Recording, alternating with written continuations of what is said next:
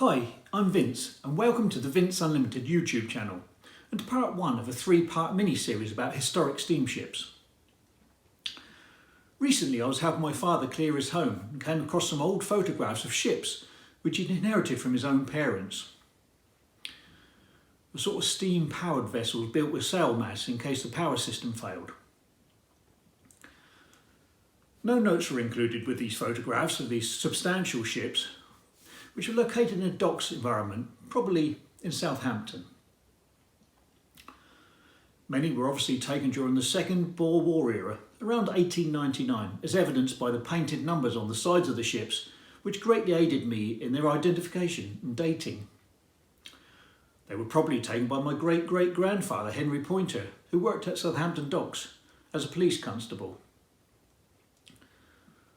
This photograph of Henry in his police uniform was probably taken around 1900.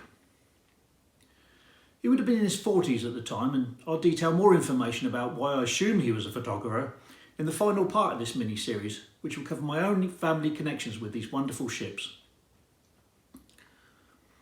If you're interested in hearing more, why not subscribe to my channel so as not to miss the future episodes.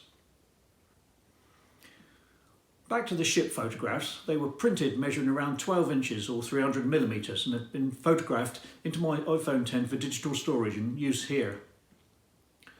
They've not been enhanced or retouched and maintained as much originality as possible. I've gathered as much data as I could on each vessel from existing online sources to tell their individual stories, and I'll tell you about each of them in turn in alphabetical order. Hmt Idaho. First up is Her Majesty's transport ship Hmt Idaho, a British transport cargo steam-powered ship. It was built in 1899 by William Gray & Co, West Hartlepool. Originally called the steamship SS Idaho, it was 99 metres long, weighed 3,023 tonnes and could reach 9 knots. The photograph is likely dated around 5th of June 1901. On this date, Idaho, temporarily designated number 38, embarked from Southampton to South Africa with 640 members of the 3rd East Surrey Regiment on board. At that time, many former merchant-class passenger and goods vessels were being commandeered by the British Admiralty for use as troop ships. They took soldiers, their equipment and supplies to assist in the Second Boer War, then returned wounded men back to Britain. The Second Boer War, commonly called the Boer War, the Anglo-Boer War or the South African War, was fought between the British Empire and two independent African states in modern-day South Africa. It lasted between 11th of October 1899 and 31st of May 1902, with the resulting British victory. The First Boer War had previously been fought between 1880 and 1881. Idaho itself survived the Second Boer War but was lost during her next war involvement, World War I. In August 1918, when Idaho was torpedoed by the German U-boat U-107, 120 miles northwest of Cape Villano, Spain, losing 11 persons. Hmt Kildonan Castle. Next up is Hmt Kildonan Castle, a ship built by Scottish shipbuilders Fairfield Shipping and Engineering Company Limited of Govan in 1899, being launched on 22nd of August of that year. It was a steel-hulled steamer and weighed in at 9,652 tonnes. It was just over 515 feet long and propelled by twin four-cylinder engines, producing 1,663 nautical horsepower and had 2 screws. Well, probably many dozens of actual screws, but also 2 screw propellers. Kildonan Castle was commissioned for Castle Mail Packets Company and registered in London. But soon it transferred to Union Castle Mail Steamship Company in 1900. The ship operated as a troop ship carrying forces to South Africa for the Second Boer War, where it carried most men to any war by any boat or ship at the time. Kildonan Castle served as HM Transport number 44, shown here in Southampton docks. It was probably on or just before 4th of November 1899, so it would have been a Castle Mail Packets Company ship. It was on this date it first set sail with close to 3,000 men, including a Welsh regiment of 29 officers with 827 men and their regimental goat, plus the Northumberland Fusiliers with 29 officers and 981 men. A detail of 5 Black Watch officers, plus 41 men of the 3rd Stationary Hospital, 21 officers and 143 men of the 2nd General Hospital, also 4 officers and 141 of the Pontoon Troop Royal Engineers, and the 1st Battalion section of the Royal Engineers. No other goats were mentioned. Kildonan Castle was departed for Cape Town to arrive on 22nd November 1899 and then on to Port Elizabeth on the 26th and finally to Durban on 27th of November 1899. After that it returned back to Southampton to do it all again at least another 2 times, averaging 2,700 officers and men per journey. By then the goat sailing average was probably about 0.33. During this time, Kildonan Castle had J.C. Robinson as our captain and earned in total 15 transport medal clasps. Later on, in 1915, during World War I, it served as a hospital ship. Then in March 1916 was commissioned by the Admiralty for troop service, being released back to previous owners in January 1919. The KC sailed on until 1931 when it was finally broke up in Stavanger, Norway, in May of that year. I cannot identify the other ships in this photographs or if they had any goats on board. Can you? Please feel free to comment if you can. RMS Majestic. Majestic was a 9,965 tonne Teutonic class ocean liner built by Highland and Wolff based in Belfast, Northern Ireland. It was launched on 29th of June 1889. The ship measured 582 feet and had a beam of nearly 58 feet. It was fitted with twin triple expansion engines and was able to carry 1,490 passengers. 300 occupied first class, 190 in second class and the other 1,000 in third class. Majestic was built for the White Star Line and was delivered in March 1890. In late July and early August 1891 it temporarily gained the Blue Ribbon, an award for the fastest ever transatlantic crossing. It met an average speed of 20.1 knots over 5 days, 18 hours and 8 minutes. In 1895, RMS Majestic was assigned Captain Edward Smith, the famous master who went on to sink as captain with the ill-fated Titanic. But when this photograph was taken, there were no icebergs to hit in Southampton docks. When the Second Boer War started in 1899, Captain Smith and RMS Majestic were twice called upon to transport some troops to South Africa, being designated Troop Ship number 68. Once in December 1899 from Liverpool, and then another on 9th of February 1900 from Southampton. This is when I suspect the photograph was taken due to its 3-mast configuration.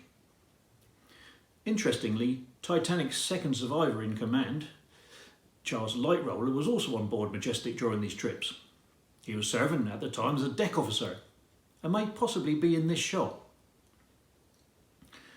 RMS Majestic underwent a refit during 1902 and 1903, including fitting new boilers, taller funnels and removing one of her 3 masts. After that, the ship returned to its Liverpool to New York runs.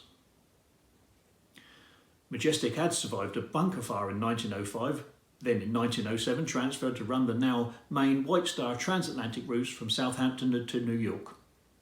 The ship only retired when RMS Titanic started runs, or rather a run, in April 1912, all of which required Majestic to be reinstated back to the transatlantic route under Commander J.B. Kelk. For instance, the first crossing took 7 days and 1.5 hours in total, averaging 18.4 knots. Later it assisted in the rescue of a wrecked French schooner Garonne on 17th of October 1913. Then on 14th of January 1914 embarked on its final Atlantic crossing, having carried in total 276,887 passengers across the pond. Majestic was scrapped on 5th of May 1914 after 24 years of majestic service. The Mexican. The Mexican was a 378 feet long, 47 feet wide screw three-cylinder steamer built in 1883 by James Lang & Co of Sunderland. It weighed 4,668 tonnes, could produce 649 nautical horsepower and had a cruising speed of 12 knots. These are the stats for the ship, not the City of Sunderland. When entering service as a mail ship for Union Company Line, it was the largest of such ships operating between Britain and South Africa. During May 1885, the Mexican temporarily served as a troop carrier, taking troops to Hong Kong. Here it remained as a garrison ship for 3 months to see out the Russian scare. This was a conflict between the Russian and British empires due to territorial advances into Afghanistan by Russia, which threatened to spill over into India. According to the London Times, around the beginning of October 1899, the ship was to leave Southampton and would convey various named lieutenants, Royal Horse Guards, officers and men from the Army Ordnance Corps, along with a couple of surgeons bound for Cape Town in South Africa to arrive in November of that year. A later report added the names of many other lieutenants, officers, captains and a viscount from various Royal Horse Guard, Lancers and Fusiliers regiments. I might also add that Robert Baden-Powell, the man who would become known for starting the Scout movement, was also on board as a war correspondent. This conglomeration of important soldiers and a big Boy Scout made sense when, less than a month later, the Second Boer War commenced in South Africa. The Mexican was later used in December of that year for ferrying a consignment of chocolate from Her Majesty Queen Victoria. The chocolate was sent free of charge to the troops in South Africa. I can only assume this was not the only cargo on board. If it was, that would have been an enormous floating pile of calories. This photograph was probably taken whilst the Mexican was being used as a mail ship after war service. This is likely because there are no signs of deck-bound troops, scout leaders, or indeed chocolate. Furthermore, when first commissioned for the Union Company Line, it would have been painted in black. The light white livery suggests Union Castle Mail Ship Company ownership, which took over in early 1900. On 4th of April 1900, the Mexican set sail once more to Southampton from South Africa. It had mail, 106 passengers and 120 crew on board, but when just 80 miles north of Cape Town in the early morning calm seas, some heavy, patchy fog rolled in. So, in accordance with maritime rules, the crew commenced sounding the foghorn whistle and dropped to half speed. Captain B, Cop and others carefully watched out for other vessels, and at 2 a.m. heard another ship's whistle. Then they saw a light, so stopped their engines, slowing the ship to around 3 knots. Suddenly, a much larger troop ship, the Winkfield, sized at 4,009 tonnes, came into view. The ship was transporting 15 officers, 310 men and 241 horses from London. Despite immediate corrections of speed and trajectory by both vessels, the two ships collided. The crew on board the Winkfield had not seen the Mexican until too late and claimed they had not heard any fog whistles. Due to the size and angles of collision, the Winkfield holed the Mexican badly midships. As a result, Captain Cop decided to abandon his vessel onto the more stable Winkfield. The crew firstly aided the passengers, then returned to salvage as many mail bags as possible and managed to get 194 of the 429 bags to safety before the captain was forced to completely abandon the ship. This cargo included some diamonds that were being transported back to Blighty. Then there was some effort made to tow the stricken Mexican, but this failed, so by noon the next day it had sunk. Interestingly, a story in the South African-based Mafeking Mail, printed on 4th of May 1900, reported the incident. They reported that an officer had claimed the crew of the Mexican, who were largely from Southampton, had been looting the passengers' belongings. Then some had acted subordinately on board the Winkfield. In subsequent hearings, this was dismissed as unfounded. The largely long-serving crew had acted with great speed and professionalism, without panic to assist the rescue of all passengers and whatever belongings they could, all with no loss of life. The hearings also cleared both captains of any wrongdoing. USMSS New York. The 527 feet long, 10,500 gross tonne, steel-hulled British steamship City of New York was built for the Inland Line, part of the International Navigation Company. The ship was constructed by James and George Thompson of Glasgow and cost $1,850,000. City of New York was designed to be the largest and fastest passenger liner on the Atlantic when it entered service in August 1888. As the first twin triple expansion 9,000 horsepower engine, twin screw express liner, she managed to get the eastbound blue ribbon and held it between August 1892 and May 1893, achieving a speed of 20.11 knots.